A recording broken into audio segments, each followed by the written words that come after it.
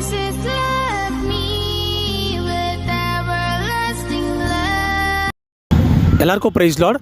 இந்த நாளில் நம்ம தியானிக்க போகிற தேவ வார்த்தை என்னென்னு பார்த்தீங்கன்னா எஃபிஷியன்ஸ் சாப்டர் 6 verses 16. இந்த எஃபிஷியன்ஸ் சாப்டர் 6ல் 14லேருந்து நம்ம படித்தோம்னா தேவனுடைய சர்வாயுத வர்க்கங்களை குறித்து அங்கே குறிப்பிடப்படுதுங்க.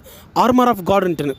அப்போது ஒரு யுத்த வீரன் என்னென்னா தரிச்சுன்னு அந்த யுத்தத்தில் நின்னா அவன் எவ்வளோ சேஃபாக்கலாம், எப்படி அந்த முன்னாடி வர எதிரி அழிக்கலாம் அப்படின்ற ஒரு காரியம் அங்கே என்னென்னா தரிச்சுக்கணும், ஆவிக்குரிய காரியங்கள் என்னென்னா நம்ம தரிச்சுக்கணும் அப்படின்னு ஸ்பிரிச்சுவலாக வந்து சொல்லப்பட்டுக்குதுங்க. ஸோ நம்ம அங்கே பார்த்தோம்னா வந்து இந்த 16th verseல் வந்து விஸ்வாசம் என்னும் கேடயம், ஃபெய்த் ஆஃப் ஷீல்டு, இந்த விஸ்வாசம் என்னும் கேடயம் நம்ம பிடிச்சி நிற்கணுங்க. யுத்த காலத்தில் பிசாசு விடுகிறதான எல்லா அக்கினி அம்புகளையும் அவிழ்த்து போடத்தக்கதான, அழிச்சு போடத்தக்கதான விஸ்வாசம் என்னும் கேடயம் நம்ம கையில் இருக்கணுங்க. அப்போ விஸ்வாசன்றது வந்து அப்போ ஃபெய்த், அந்த விஸ்வாசம் யார் மேலே நம்ம வைக்கணும்? அப்போ அந்த விஸ்வாசம் நம்ம யார் மேலே வைக்கணும்னா கர்த்தராகிய இயேசு கிறிஸ்து மேலே வைக்கணுங்க. ஏன்னா அவர் சிலுவையில் வந்து பிசாசு தலையை நசுக்கி எல்லாவற்றையும் ஜெயிச்சாருங்க. எல்லா பாவத்துக்கும், எல்லா அடிமைத்தனத்துக்கும், நம்மளை எல்லா விதமான இருளின் அந்தகாரத்துக்கும் நம்மளை விடுவிச்சாருங்க. அப்போ இயேசு கிறிஸ்து நம்ம அவர் மேலே விசுவாசம் வைக்கும் போது அந்த ஜெயம் நம்மளுக்கு கிடைக்குதுங்க.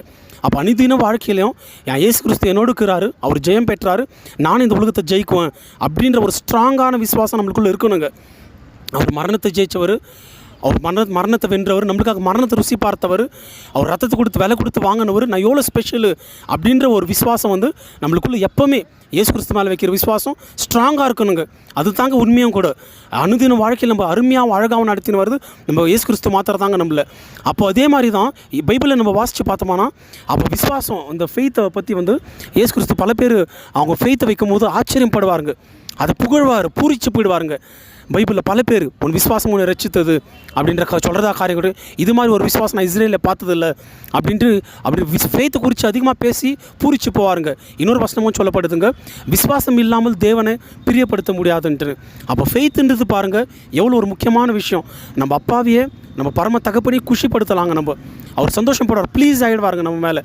அப்போ ஃபெய்த் அனிதின வாழ்க்கையில் எனக்கு கர்த்தர் தான் நடத்துக்கிறாரு, என்ன காரியம் வந்தாலும் சரி எனக்கு கர்த்தர் கட்டாயம் விடுவிப்பார், என் தீமையாக நன்மையாக மாற்றுவார் அப்படின்ற ஒரு ஸ்ட்ராங்கான விசுவாசம் இயேசு கிறிஸ்து மேலே வைக்கும் போது கட்டாயம் அவர் ஜெயிச்சபடியே அந்த வெற்றி ஆல்ரெடி நம்மளுக்கும் கிடைச்சிச்சு. ஆல்ரெடி நம்ம வெற்றி பெற்றவர்கள் நம்ம விசுவாசிக்கணும். ஆமேன்.